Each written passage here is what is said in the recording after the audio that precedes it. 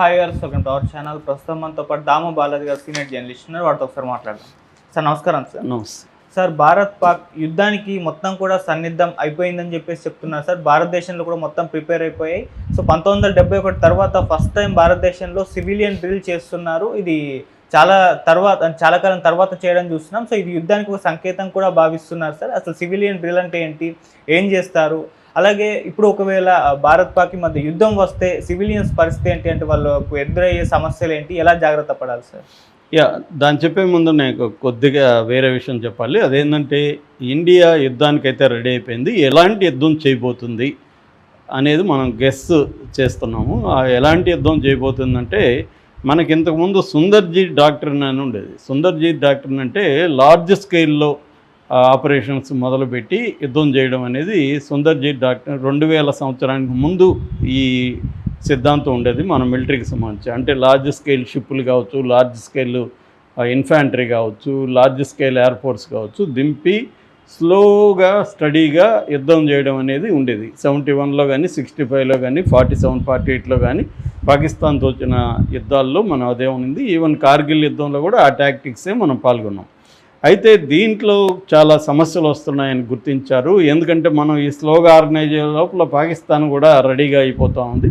అందుకని 2000 తర్వాత మనకు ఒక కొత్త సిద్ధాంతం మొదలుపెట్టారు. దాని పేరు cold start doctrine. Cold start doctrine అనేది ఇప్పుడు ప్రజెంట్ మన ఇండియన్ డిఫెన్స్ ఫోర్సెస్ అనుసరిస్తున్న సిద్ధాంతం. ఈ కోల్డ్ స్టార్ట్ డాక్ట్రిన్ అంటే అర్థమైందంటే, చాలా వేగంగా, ర్యాపిడ్గా, లిమిటెడ్గా, high efficiency, high intensity, decisive, offensive అన్నమాట. అంటే చాలా వేగంగా కదలగలరు, వేగంగా ఒక చోటుకి రాగలరు, వేగంగా అటాక్ చేయగలరు, ఇంటెన్సిటీ చాలా తీవ్రంగా ఉంటుంది. ఇలాంటి వార్ఫేర్ టెక్నిక్స్ని 2001 తర్వాత ఈ కోల్డ్ స్టార్ట్ డాక్ట్రిన్ పేరుతో రంగంలోకి దిగింది. ఇప్పుడు మన ముందున్న ఆప్షన్స్ ఏమంటే, ఫుల్ స్కేల్ వార్ అనేది ఇండియా చేయలేదు. ఎందుకంటే ఫుల్ స్కేల్ వార్ కానీ జరిగితే అది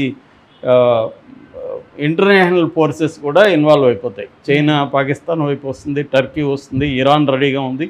సో ఈ 3 ఫోర్సెస్ పాకిస్తాన్ వైపు ఉంటాయి.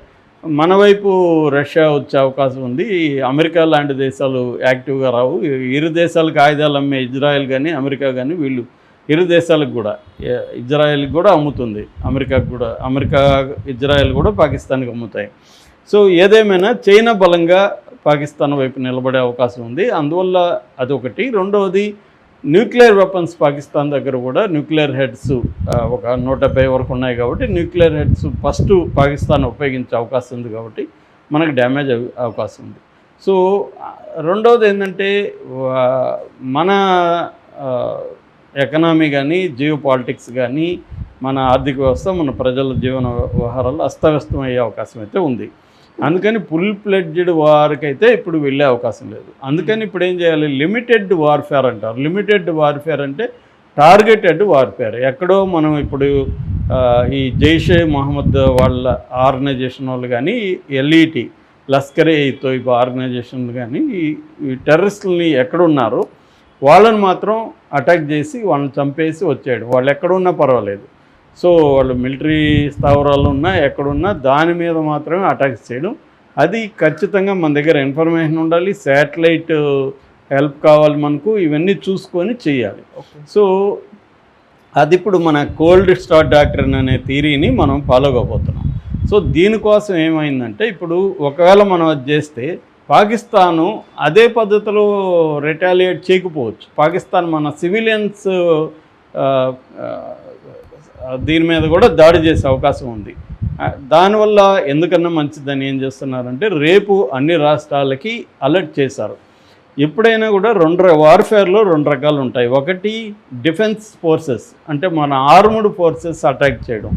ఆర్మ్డ్ ఫోర్సెస్ అటాక్ చేసినప్పుడు వాళ్ళు కూడా అటాక్ చేస్తారు. కాబట్టి అప్పుడు సివిలియన్ ప్లేసెస్ మీద, లేకపోతే సిటీలో ఉండేవి అనేక స్ట్రాటజిక్ ప్లేసెస్ మీద వాళ్ళు అటాక్ చేసే అవకాశం ఉంది. అటాక్ చేయనప్పుడు మనం ఎలా స్పందించాలో ముందుగా మనకి మాక్ డ్రిల్స్ అనేవి కండక్ట్ చేస్తారు. ఇది 1971లో చేశారు.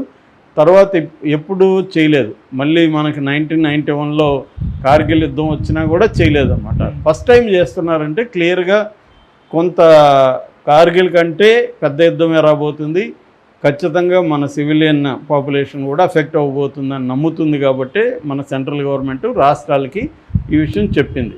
ఇప్పుడు ఏమేమి చేస్తారు ఈ మాక్ డ్రిల్ అంటే, ఒకటి స్ట్రాటజిక్, అంటే రెండు రకాలు. ఒకటి సామాన్య ప్రజలు, రెండు గవర్నమెంట్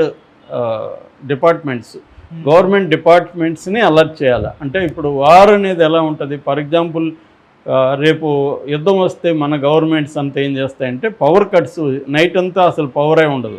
పవరే కాకుండా ఎటువంటి లైట్స్ కూడా యూజ్ చేద్దాం, కంప్లీట్ అంధకారంలో ఉండమని చెప్తుంది. సో కంప్లీట్ అంధకారం మనకు అలవాట్లేదు. మనకి లైట్స్ పోయినా జనరేటర్స్ ఉంటాయి, ఇంకోటి పెట్టుకుని మనం బతికేస్తున్నాం. కంప్లీట్ అంధకారంలో ఉంటే ఎలా ఉంటుందో మనకి చేస్తారు. దీన్ని బ్లాక్అవుట్ అంటారు. నిన్న పంజాబ్లో ఆల్రెడీ బ్లాక్అవుట్కి సంబంధించిన కొన్ని ఏరియాలో చేసి చూస్తారు అనమాట. అంటే బ్లాక్అవుట్ అంటే ఎలా ఉంటుంది. రెండవది జీపీఎస్, తర్వాత పవర్ గ్రిడ్స్ మీద వాళ్ళు బాంబులు వేసే అవకాశం ఉంది. పవర్ కొన్ని రోజుల పాటు పవర్ ఉండకపోవచ్చు, మనకు జీపీఎస్ నావిగేషన్ ఉండకపోవచ్చు. జీపీఎస్ నావిగేషన్ లేకపోతే అనేక సిస్టమ్స్ పనిచేయవు. అంటే ఫర్ ఎగ్జాంపుల్ ఇప్పుడు టికెట్లు బుక్ చేసుకోవాలి, ట్రావెల్ ఉండదు, ఫుడ్ ఆర్డర్ పెట్టలేము, ఏది పనిచేయదు. మనకి జీపీఎస్తో బ్యాకప్తో పనిచేసే వ్యవస్థలన్నీ ఏవి పనిచేయవు.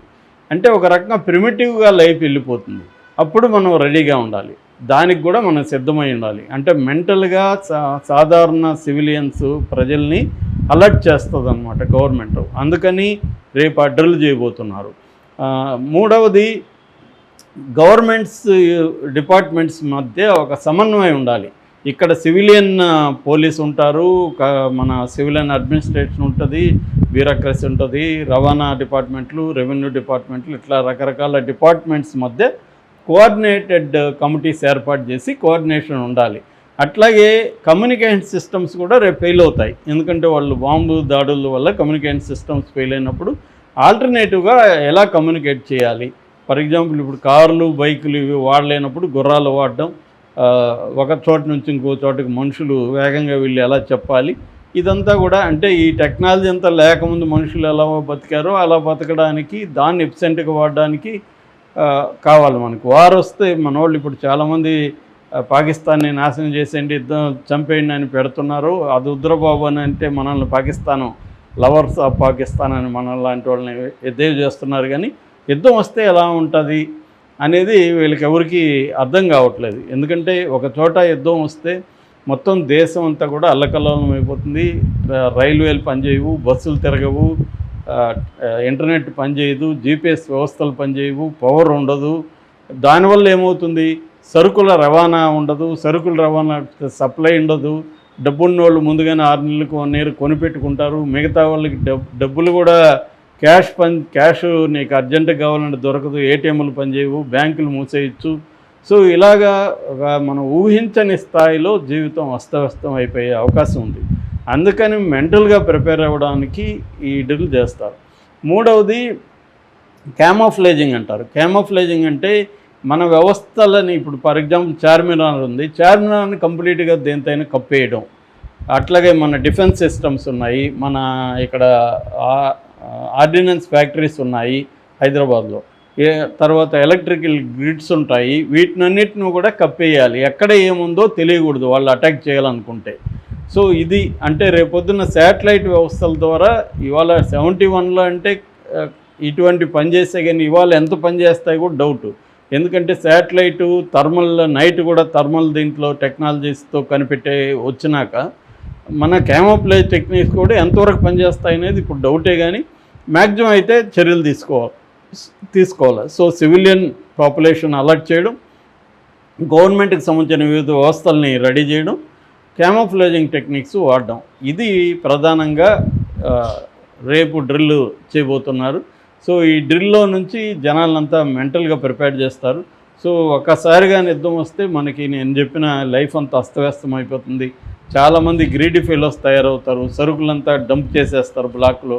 మనకి ఏ సరుకులు కూడా దొరకని పరిస్థితి క్రియేట్ అవుతుంది. మిల్క్ దగ్గర నుంచి నిత్యావసరాలు ఏవి కూడా దొరకని పరిస్థితి కూడా క్రియేట్ అయ్యే అవకాశం ఉంది. ఇదంతా కూడా ఎప్పుడు అంటే పాకిస్తాన్ ఎట్లా రిటాలియేట్ చేస్తుంది అనే దాన్ని బట్టి ఉంటుంది. అంటే మనం టార్గెటెడ్గా మనమైతే ఇప్పుడు టార్గెటెడ్గా చేస్తున్నాం, కానీ పాకిస్తాన్ అలాగే చేయకపోవచ్చు కదా టార్గెటెడ్గా. ఎందుకంటే ఇప్పుడు ఇజ్రాయెల్ అదే చేసింది. ఇజ్రాయెల్ పిల్లల్ని 25,000 30,000 మంది పిల్లల్ని చంపేసింది గాజాలో. సో స్కూళ్ళ మీద హాస్పిటల్ మీద బాంబులు వేసింది. రేపు అదే పాకిస్తాన్ చేయదని ఏం లేదు కదా. పాకిస్తాన్ ఎయిర్ ఫోర్సు జెట్స్ వచ్చి మన దేశంలో స్కూళ్ళ మీద హాస్పిటల్ మీద లేకపోతే వివిధ పబ్లిక్ ప్లేసెస్ మీద కూడా దాడులు చేయొచ్చు. కాబట్టి పీపుల్ని అవేర్ చేయడం